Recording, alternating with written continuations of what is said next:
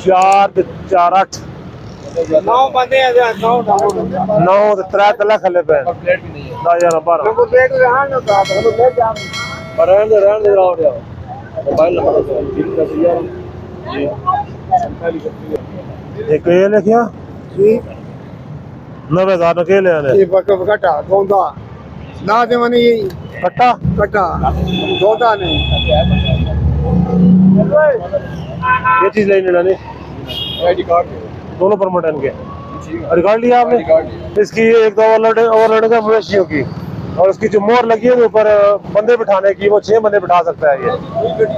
इनके 10 बंदे बैठे हुए हैं वो दो ही गाड़ी के नाल बंदे आकर ये कह रहे हैं हमारी दूसरी गाड़ी खराब होगी उसका माल शिफ्ट हुआ है इसमें और इनकी नंबर प्लेट भी नहीं है पिछली 2 वालेशंस है इनकी